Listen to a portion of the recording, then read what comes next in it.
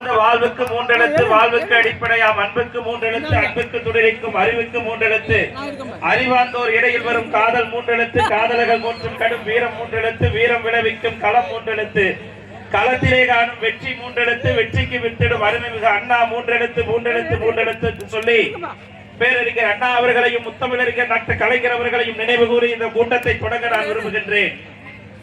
அருமையான கூட்டம். ஒரு நல்ல காரியத்துக்கு போகும்போது மழை பெய்ஞ்சதுன்னா நல்ல சகுனம் சொல்லுவா. நாம் மீண்டும் ஆட்சியிலே அமர வைப்பதற்காக இந்த கூட்டம் நடைபெற்றுக் கொண்டிருக்கின்றது. இந்த கூட்டத்திலே மாறி பொழிந்து கொண்டிருக்கின்றது. மழை நல்லது. இந்த மீண்டும் இந்த ஆட்சியை அமர வைக்க வேண்டும் என்று இந்த எதிர்க்கக்கூடிய தாய்மார்களும் பெரியோர்களும் சூழ்நிலைக்க வேண்டும் என்பதற்காக இந்த கூட்டம் நடைபெற்றுக் கொண்டிருக்கின்றது. அன்பு தாய்மார்களே, அருமை பெரியோர்களே, அம்மையார் ஜெயலலிதா அவர்கள் எப்படி செத்தான் தெரியல, அம்மையார் ஜெயலலிதா எப்படி கொண்டாங்கன்னு தெரியல. அம்மா ஜெயலலிதாவுக்கு இன்னைக்கு பிறந்த நாள் பரிசா 30 ரூபாய்க்கு சோப்பு டப்பாவுமே இட்லி குண்டாவும் கொடுத்துட்டு இருக்காங்க. உங்க வீட்டுக்கெல்லாம் வந்துச்சுங்களா? எதுக்கு வந்து தெரிஞ்சுங்களா? இலவசமா எதையோ ஒண்ணு கொடுத்து எதையோ ஒரு பொய்ய சொல்லி எப்படியாவது ஒரு ஆட்சி பண்ணி மறுபடியும் கொண்டு வந்துடலாம் நினைக்கிறாங்க. யார? மோடி ஜாடி வேலை பாக்குறான். ஆட்சியை கவுத்துறலாம், பொய்ய சொல்லலாம், பாவத்தை சொல்லலாம்.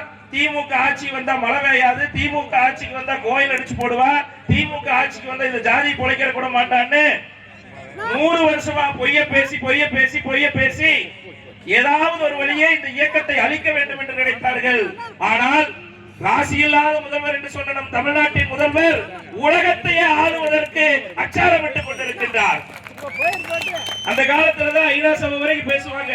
நான் உண்மையை சொல்லுகின்றேன், ஐநா சபை வரைக்கும் தமிழ்நாட்டினுடைய சாதனைகளை, தமிழ்நாட்டினுடைய திட்டங்களை, காலையில சாப்பாடு திட்டத்தை கன்னடா நாட்டுல இங்கிருந்து 50,000 கிலோமீட்டர் தள்ளி கன்னடா நாட்டுல திட்டத்தை செயல்படுத்துறான். காலையில ஆராய்ச்சி நம்ம வீட்டுல சாப்பாடு பண்ணி கொடுத்துமா நம்ம பசங்களுக்கு? தோட்டத்து வேலைக்கு அப்பனமா தான் 2 பேரும் போவாங்க. பையனை அரை சாப்பாடு கொடுத்து நைட் வச்சிருக்கிற பழைய சாப்பாடு கொடுத்து சாப்பிட்டு போட மகனே அப்படின்னு சொன்ன காலம் போய் இன்றைக்கு காலை சிற்றுண்டியை ஒவ்வொரு தினத்தில் கொடுக்கற நடித்தா நம்ம பசங்க படிக்கிறாங்க. இதை எதிர்ப்பு ஓட்டு வாங்குறா தலைவர் 18 வயசு இருக்கிறக்கோ பிள்ளை கொண்டிருக்கிற ஐயனுக்கோ பணத்தை கொடுத்தோம்னா அது ஓட்டுக்கு சொல்லலாம். 5 வயசு பையனுக்கும் 10 வயசு பையனுக்குமே சாப்பாடு ஓட்டம்னா அவங்க வந்து ஓட்டு போட போறானா? இல்லை. இந்த தமிழ் சமுதாயத்தில் இருக்கக்கூடிய மக்கள், பாமர மக்கள், அறியாத மக்கள், படிப்பறிவில்லாத மக்களை படிக்க வைக்க வேண்டும், சத்தாக படிக்க வைக்க வேண்டும் என்பதற்காகத்தான் காலை உணவு திட்டத்தை தமிழ்நாட்டினுடைய முதல்வர் ஒவ்வொரு ஸ்கூலையும் கொடுத்துட்டு இருக்கிறாங்க. வடநாட்டில் இப்படி இருக்கா? பெரும்பாலும் இங்க இருக்க மேடையில் இருக்கிறவங்களுக்கு தெரியும். ஆனா இங்க இருக்கிற பெரும்பாலான தாய்மார்களுக்கும் பெரியாருக்கும் தெரியாது. 50 வருஷத்துக்கு முன்னாடி நம்ம ஊர்ல பள்ளிக்கூடம் எப்படி பள்ளிக்கூடம் திண்ணையில நடந்ததோ, கோயில் செவத்தில் நடந்ததோ, அதே மாதிரிதான் வடநாட்டுல மோடி நாட்டு இருக்கிற நாட்டுல உண்டமும் கல்வி அப்படித்தான் இருக்குது. புத்தகம் அத்தனையும் பழைய துணி கடையிலையும் பழைய புத்தக கடைகளையும் கொண்டு போய் காசு பண்ணி பெரும்சம்பளம் வளர்த்துட்டு இருக்கான். அதே மாதிரி மகளிர் விடியல் பயணம், நகர பேருந்துல இருக்கக்கூடிய பேருந்து அரசு வந்தோடனே முதல் திட்டம் என்ன கையெழுத்து போட்டாங்க? விடியல் பயணங்கிற ஒரு முத்தான கையெழுத்து போட்டாங்க.